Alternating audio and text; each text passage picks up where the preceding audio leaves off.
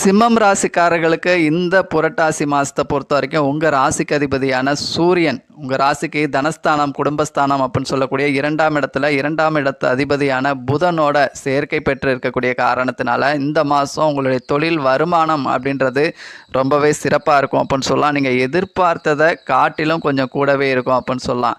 ஏன்னா அந்த இடத்துல இரண்டாம் இடத்துல ஆட்சி பெற்ற நிலையில் புதன் இருக்கார்.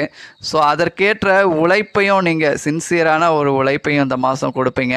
அது மட்டும் இல்லை, உங்கள் ராசிக்கு 10ஆம் இடத்து அதிபதி அப்படின்னு சொல்லக்கூடிய சுக்கிரன் உங்கள் ராசியிலேயே கேதுவோட சேர்க்கை பெற்றிருக்கக்கூடிய காரணத்தினால அரசாங்க வேலை வாய்ப்பிற்காக எதிர்பார்த்துட்டு இருக்கவங்களுக்கு ஸோ இந்த மாதம் அதற்கான வாய்ப்பு இருக்குது அப்படின்னு சொல்லலாம். அது மட்டும் இல்லை, அரசாங்க ரீதியிலான அனுகூலங்கள் எதிர்பார்த்துட்டு இருக்கவங்க, அரசாங்கத்திலேருந்து ஏதாச்சும் ஒரு டெண்டர் ஆஃபர் எதிர்பார்த்துட்டு இருக்கவங்களுக்கும் ஸோ இந்த மாதம் நீங்கள் எதிர்பார்த்த உங்கள் டெண்டர் கிடைக்கும் அப்படின்னு சொல்லலாம். உங்கள் ராசிக்கு 7ஆம் இடத்துல சனி வக்ரகதியில் ராகுவோட சேர்ந்து இருக்கக்கூடிய காரணத்தினால நண்பர்கள் கொடுக்கல் வாங்கல் விஷயங்கள் ஜாமீன் கையெழுத்துறதுல கொஞ்சம் கவனம் எச்சரிக்கையுடன் இருங்க. ஏன்னா யார்ட்டையும் கொடுத்தீங்க அப்படின்னா கொஞ்சம் வர்றது அப்படின்றது கஷ்டம். அது மட்டும் இல்லை, இந்த 7ஆம் இடத்து அதிபதி சனி வக்ரகதியில் ராகுவோட சேர்ந்து இருக்கக்கூடிய காரணத்தினால கொஞ்சம் நம்பிக்கைக்குரிய நண்பர்கள் அப்படின்றது கொஞ்சம் கஷ்டம்தான். யாரை நம்புறது யாரை நம்பக்கூடாதுன்றது கொஞ்சம் தெரிஞ்சுக்கிறது கஷ்டம்தான்.